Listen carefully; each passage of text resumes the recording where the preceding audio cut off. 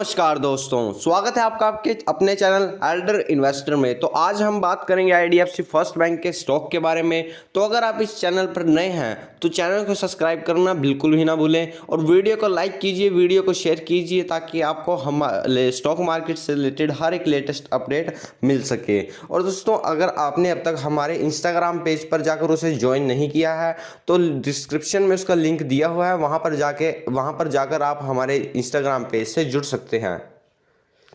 तो यहाँ पर हम बात करें, यहाँ पर आप देख सकते हैं लगभग फ्राइडे को आपको यहाँ पर 30 पैसे ये स्टॉक नीचे गिरकर क्लोजिंग दी। तो आज हम बात करेंगे कि क्या इस स्टॉक का फ्यूचर है। अगर आपने वोडाफोन आइडिया के बाद अब इस स्टॉक में आपको क्या करना चाहिए, क्योंकि यहाँ पर आप देख सकते हैं कंपनी ने का स्टॉक जब से वोडाफोन आइडिया की न्यूज़ आई तो लगभग आप लगा सकते हैं कि अपने हाई से 30% से 35-40% तक डाउन था और फिर आपने देखी कि इसमें एक रिकवरी आई और अभी ये कंसोलिडेशन फेज पर है।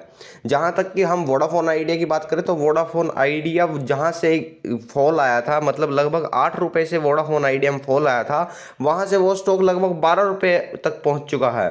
और जो कि उस चीज़ का जो उन्हें 4 साल का मोरेटोरियम मिला है उसका मुझे लगता है जो सबसे ज़्यादा बेनिफिट होगा वो इस बैंक को होगा। पर फिर भी आपके मन में एक क्वेश्चन होगा कि इस बैंक का फिर भी स्टॉक इतना इंक्रीज क्यों नहीं हो रहा है, जैसे जहाँ की हमने देखा है। हालांकि हमने देखा है कि वोडाफोन आइडिया के स्टॉक में आपको एक भरपूर तेजी देखने को मिली है, लगभग डबल, जहाँ से वो डाउन हुआ था वहाँ से डबल हो चुका है। लगभग 12 रुपये के आसपास वो स्टॉक अब ट्रेड कर रहा है और इस स्टॉक में हमें 51 रुपये का एक हाई देखने को मिला था छोटा सा, वहाँ से अब आपको एक कंसोलिडेशन देखने को मिला है। तो अब हम बात करेंगे लगभग। और दोस्तों, मैं आपको ये चीज़ भी बताना चाहूँगा कि कंपनी ने अपने जो इनके Q2 के रिजल्ट थे वो अब इनके 30 अक्टूबर को आएंगे। मैं उन्हें भी एनालाइज करूँगा कि कंपनी ने अपने जो इनके रिजल्ट आए हैं वो कैसे बताए हैं। तो अब हम बात करेंगे तो देखिए, जो इन्होंने प्रोविजनिंग की थी दोस्तों, या वो थी जो वोडाफोन आइडिया के पास इनका एक्सपोजर था वो लगभग इनका 3200 करोड़ के आसपास था, जहां पर इन्होंने 1600 करोड़ रुपए की प्रोविजनिंग की थी पिछले साल। अब यहाँ पर हम क्या देखेंगे कि इन्होंने जो कोविड के वक्त में जो एक मुश्किल वक्त आया, जो एक मुश्किल घड़ी आई देश में, उस पर इन्होंने एक राइट बैक किया था। लगभग आप लगा सकते हैं वहाँ से इन्होंने एक 800 करोड़ रुपए का राइट बैक कर लिया था। तो उसके बाद भी इन्होंने एक राइट बैक किया जहां पर इनकी सिर्फ और सिर्फ अब प्रोविजनिंग बची है 15% की, जो 3200 करोड़ रुपए का एक 15% की इन पर अब प्रोविजनिंग बची है, जो कि लगभग 415 करोड़ के आसपास अब इनकी प्रोविजनिंग बाकी है। तो आने वाले क्वार्टर में हम देखेंगे, मुझे ऐसा लगता है कि कंपनी जो इनकी प्रोविजनिंग आई है, जिन्होंने वोडाफोन आइडिया की वजह से इनकी प्रोविजनिंग हुई थी, उसे अब राइट बैक कर लेगी। तो मतलब जो इनका 415 करोड़ रुपीस का इनका जो प्रोविजनिंग इन्होंने वोडाफोन आइडिया की वजह से की थी वो अब इन्हें राइट बैक कर सकते हैं। तो वहाँ पर इनका एक प्रॉफिट का इन्हें एक प्लस पॉइंट मिलेगा, वहाँ पर इनका कोर ऑपरेटिंग प्रॉफिट इंक्रीज होगा। और दूसरी बात करें तो दोस्तों, दूसरी बात जहाँ तक कि मार्केट को एक थ्रेट था कि यहाँ पर आईडीएफसी फर्स्ट बैंक के पहले से ही नेट एनपीए, क्योंकि इन्होंने Q1 में लगभग 1800 करोड़ की प्रोविजनिंग की थी, वहाँ पर हमने देखा कि 1800 करोड़ में कंपनी को नेट लॉस 600 करोड़ के आसपास आया था। तो मार्केट ने उसका भी एक नेगेटिव रिएक्शन, जहाँ पर हमने देखा कि हालांकि बाद में कंपनी का स्टॉक रिकवर कर चुका था, पर उसके बाद वोडाफोन आइडिया की स्टॉक की न्यूज़ आई, पर कंपनी के स्टॉक प्राइस को एक बहुत ही नेगेटिव कंपनी मार्केट ने रिएक्ट किया था। तो अब हम बात करेंगे जो कंपनी के नेट एनपीए हैं वो पहले से ही काफ़ी हद तक बढ़ चुके हैं, क्योंकि इन्होंने पहले से ही जो आईडीएफसी बैंक की तरफ से इंफ्रास्ट्रक्चर लोन आए थे, जो इन्होंने मर्जर के बाद नहीं बिल्ड किए हैं, ये आपको हमेशा ध्यान रखना चाहिए कि इनका कोई भी ऐसा लोन नहीं है जो इनके लिए एक प्रॉब्लम बन रहा है। वो मर्जर से पहले जो आईडीएफसी बैंक ने क्रिएट किए थे वो इनके लिए मेन प्रॉब्लम है, जो इंफ्रास्ट्रक्चर लोन है।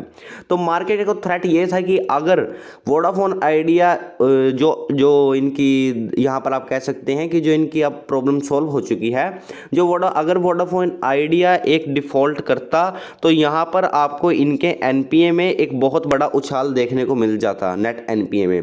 तो अब वो थ्रेट मुझे ऐसा लगता है कि आने वाले वक्त में अब आप देखेंगे कि एक साल में इनके नेट एनपीए और ग्रॉस एनपीए आपको धीरे धीरे कम आते हुए दिखेंगे।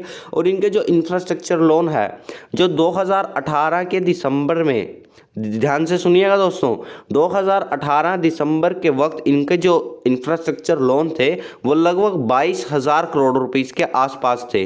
और अब आप देखेंगे कि कंपनी का जो स्टॉक प्राइस है, यहाँ पर आपको मैं बता दूं, जो कंपनी के जो 22,000 करोड़ का इंफ्रास्ट्रक्चर लोन था वहाँ से इन्होंने डिक्रीज कर उस लोन को अब 9,900 करोड़ रुपीस के आसपास इनका एक जो इंफ्रास्ट्रक्चर लोन है वो रह चुका है। तो आपको यहाँ पर ये ध्यान देना है, जब तक कंपनी का इंफ्रास्ट्रक्चर लोन, जो इनका मेन इंफ्रास्ट्रक्चर लोन है, ये जब तक क्लियर नहीं होगा तब तक मुझे ऐसा लगता है कि इस बैंक में हल्की फुल्की प्रॉब्लम आपको देखने को मिलेगी। पर बैंक के जो एमडी एंड सीईओ हैं, जो मिस्टर वी वैद्यनाथन है, जिनका एक बहुत ही बड़ा आप कह सकते हैं कि बहुत ही बड़ा एक एक्सपीरियंस है रिटेल बैंकिंग में, क्योंकि उन्होंने साफ कहा है कि वो एक रिटेल बैंकिंग बिल्ड करना चाहते हैं। पर उनका ये भी कहना है कि जो इंफ्रास्ट्रक्चर लोन है ये एक लॉन्ग टर्म विजन में कुछ भी रुकावट नहीं आएंगे, क्योंकि एक लॉन्ग टर्म विजन 10 साल 15 साल के लिए होता है, वो 1-2 साल में कोई पूरा नहीं होगा। और उन्होंने ये बात भी कही है कि अगर आपको एक बना बनाए, अगर आप ये चाहते हैं कि हम हर साल आपको प्रॉफिट दें, तो आप एक बना बनाया बैंक खरीद सकते हैं, HDFC bank, Kotak Mahindra bank. उन्होंने कहा है कि हम एक ग्रोइंग स्टेज में हैं। आप एक, उन्होंने देखिए दोस्तों एक बहुत अच्छी बात कही है कि आप एक 2.5 साल के बच्चे को एक 25 से 30 साल के आदमी के साथ कंपेयर करेंगे तो क्या ये सही होगा? तो यहाँ पर आपको हमेशा ध्यान रखनी चाहिए कि जो आईडीएफसी फर्स्ट बैंक है उसको अब तक खुले हुए, वैसे तो उसे खुले हुए 6 साल हो चुके हैं, पर मर्जर के बाद हम देखेंगे, क्योंकि मर्जर के बाद ही वैद्यनाथन जी ने, जब मर्जर के बाद इनकी रिटेल बैंकिंग आई है। उससे पहले तो आईडीएफसी फर्स्ट बैंक खाली आईडीएफसी बैंक था, क्योंकि कैपिटल फर्स्ट का और जब आईडीएफसी बैंक का यहाँ पर मर्जर हुआ तब आईडीएफसी फर्स्ट बैंक बना, तो वहाँ से इसको अब तक 1.5 साल हो चुके हैं। और आप यहाँ पर देखिए कि कोटक महिंद्रा बैंक और एचडीएफसी बैंक को 30 साल हो चुके हैं। तो जो यूट्यूबर्स या जो भी इंसान ये कहते हैं कि आईडीएफसी फर्स्ट बैंक आने वाले वक्त में या 1-2 साल में एचडीएफसी बैंक बनेगा, तो ऐसा मुमकिन नहीं है। इसे टाइम लगेगा, या एचडीएफसी बैंक से बड़ा बन सकता है। इसमें कोई प्रिडिक्ट नहीं कर सकता कि रिटेल बैंकिंग में ग्रोथ तो बहुत ज़्यादा है। उनका कहना है कि आने वाले कि उनका देखिए जो ये बात थी, उन्होंने ये कहा था कि ये आने वाले वक्त तक 2024 तक 70% तक तो ये बैंक रिटेल होगा और 30% तक ये बैंक एक होलसेल बैंकिंग तक आ जाएगा। पर उन्होंने अब 77 शायद 71% तक उनका अब ये रिटेल बैंकिंग हो चुका है। तो जो अब बैंक ने प्रोविजनिंग की थी वोडाफोन आइडिया पर, वो लगभग 415 करोड़ की बची हुई है। अब मुझे ऐसा लगता है कि कंपनी आने वाले वक्त में, ये बैंक आने वाले वक्त में एक अच्छी ग्रोथ दिखा सकता है, पर हमें एक बहुत ही ज़्यादा पेशेंस रखना होगा, क्योंकि इस बैंक में आपको इतनी जल्दी एक बहुत ही अच्छी ग्रोथ नहीं मिलेगी। हाँ, आप ये कह सकते हैं इस बैंक से अच्छी आपको एक बहुत ही इस बैंक से अच्छी आपको एक मार्केट में बहुत ज़्यादा अपॉर्चुनिटी देखने को मिलेगी। पर अगर आप विश्वास रखते हैं वी वैद्यनाथन जी पर, अगर आपको वी वैद्यनाथन जी की हिस्ट्री का पता है, तभी आपको इस बैंक में इन्वेस्ट करना चाहिए। अगर आपको लगता है कि रिटेल बैंकिंग, ये बैंक एक रिटेल बैंकिंग है, क्योंकि रिटेल बैंकिंग में ग्रोथ बहुत ज़्यादा होती है, वहाँ लोन के डिफ़ॉल्ट के चांसेस बहुत हद तक कम हो जाते हैं।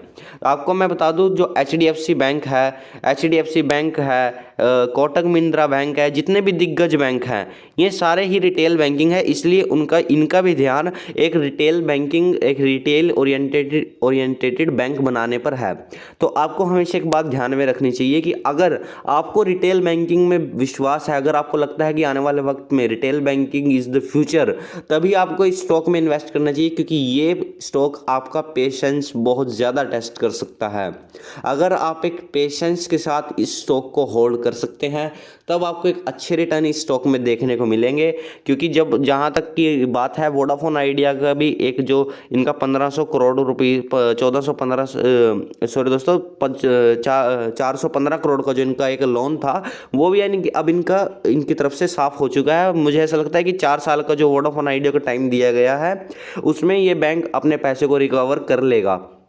और हम देखेंगे, आप मेरे वर्ड को मार्क कीजिए कि आने वाले 2 से 2.5 सालों में ये कंप्लीटली इनके इंफ्रास्ट्रक्चर लोन साफ हो जाएंगे, जिनके 9,900 करोड़ रुपीस के आसपास है, और ये कंप्लीटली रिटेल ओरिएंटेड बैंक होगा। और आप देखेंगे आने वाले वक्त में इस बैंक के ग्रॉस एनपीए, नेट एनपीए बहुत हद तक कंट्रोल्ड होंगे।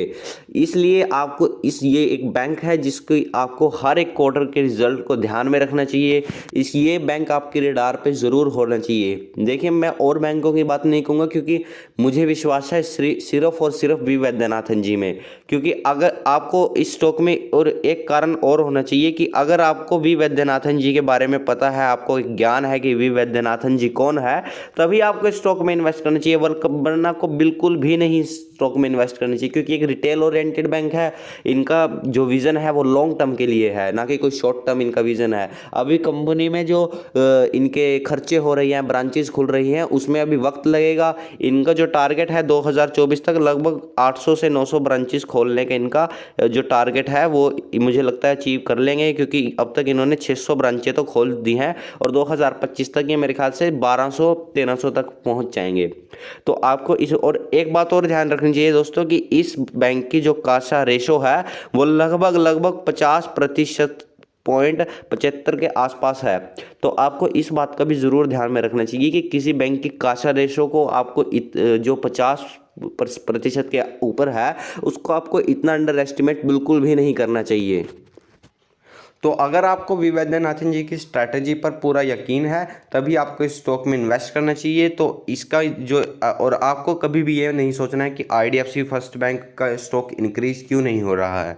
आपको हमेशा क्वार्टरली और देखना चाहिए कि कंपनी की कासा बुक कैसी रिटेल बैंकिंग के जो लोन हैं इनके वो कैसे इंक्रीज हुए हैं, कंपनी ने जो एनपीए है वो किस तरह से मैनेज किए हैं। अब स्टॉक प्राइस जो कंपनी में प्रॉब्लम है, जो इंफ्रास्ट्रक्चर लोन है, जब वो क्लियर हो जाएंगे कंपनी का स्टॉक।